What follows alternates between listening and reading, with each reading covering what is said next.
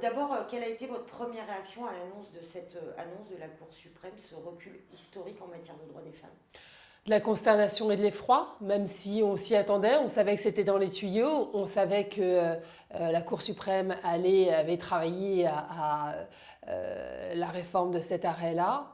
Mais quand bien même, on espère que ça n'arrivera pas. Et voilà, je suis comme des millions de femmes consternées par le fait que les Américaines sont renvoyées aux pires heures de la condition féminine, qu'on s'arroge encore le droit de contrôler le corps des femmes.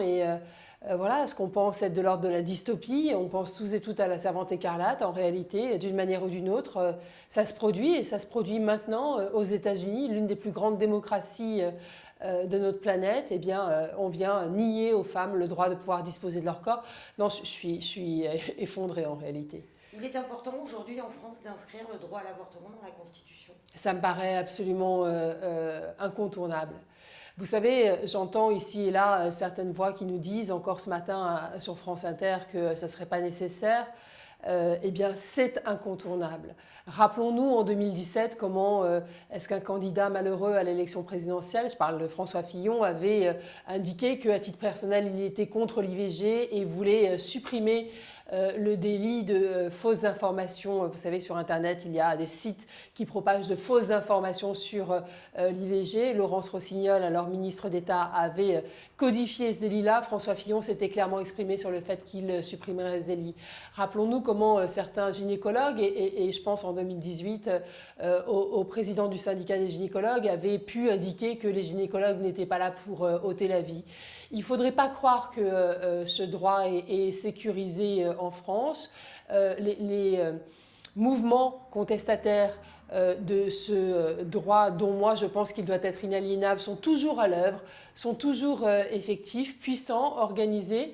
Et comme le dit Simone de Beauvoir, comme elle l'a dit de manière prophétique il y a quelques décennies de ça, il suffit d'une crise pour que ce soit les droits des femmes en premier qui soient remis en question. Donc il faut sanctuariser le droit à l'avortement. Et pour le sanctuariser, pour le rendre inatteignable, il faut le constitutionnaliser. Et j'appelle de mes voeux, moi, la promulgation de cette loi pour constitutionnaliser le droit à l'avortement. Oui, donc pour vous, ce droit, il peut être mis en cause aujourd'hui en France. Mais bien sûr qu'il peut être remis en cause.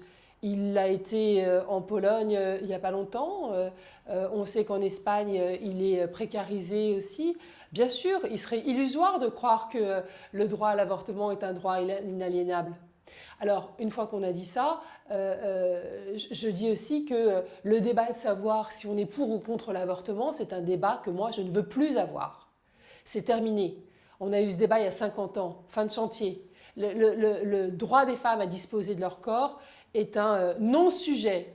Mais c'est une posture que je prends parce que voilà, la réalité, c'est qu'ils sont encore nombreux et nombreuses à penser que pour des raisons qui leur appartiennent, ils devraient décider de ce que moi, vous, les autres femmes, devons faire ou ne pas faire de notre corps. Et ça, c'est insupportable. Donc il faut nous protéger contre cette tendance et cette tentation qui reste forte et lourde en France aujourd'hui.